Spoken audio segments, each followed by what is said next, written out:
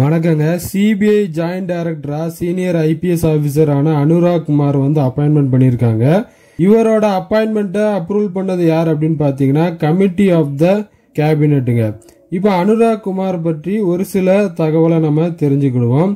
அனுராக் குமார் வந்து பாத்தீங்கன்னா ஐபிஎஸ் ஆபீசருங்க. இவர் வந்து 2004 பேட்ச் அசாம் மேகாலயா கேடரை வந்து சேர்ந்தவர். சிபிஐ ஜாயிண்ட் டைரக்டரா இவர் அப்பாயின்மெண்ட் ஆகிறதுக்கு முன்னாடி இவர் எங்க பணியாற்றிட்டு இருந்தார் அப்படின்னு பாத்தீங்கன்னா மினிஸ்ட்ரி ஆஃப் ஹோம் அஃபேர்ஸ் கட்டுப்பாட்டில் இருக்கக்கூடிய பிபிஆர் அண்ட் சொல்லப்படுற bureau of police research and டெவலப்மெண்ட்ல தான் இவர் பணியாற்றிட்டு இருந்தாருங்க.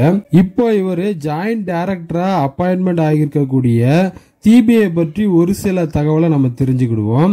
Central bureau of investigation CBI வந்து பாத்தீங்கன்னா இந்தியாவோட பிரீமியர் இன்வெஸ்டிகேட்டிங் ஏஜென்சிங்க. இந்த சிபிஐ வந்து எதற்காக உருவாக்கப்பட்டிருக்கு அப்படின்னு பாத்தீங்கன்னா கரப்ஷன் சொல்லப்படுற லஞ்சத்தை ஒழிக்கிறதுக்காக அது சார்ந்த நடவடிக்கைகளில் ஈடுபடுறதுக்காக இந்த சிபிஐ வந்து உருவாக்கியிருக்காங்க.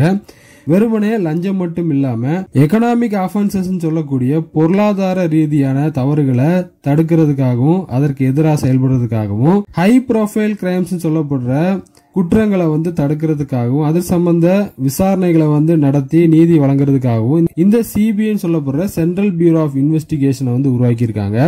இந்த சென்ட்ரல் பியூரோ ஆஃப் இன்வெஸ்டிகேஷன் வந்து எப்போ உருவாக்கப்பட்டிருக்கு அப்படின்னு பாத்தீங்கன்னா 1963 ஏப்ரல் 1 உருவாக்கப்பட்ட ஒரு அமைப்புங்க.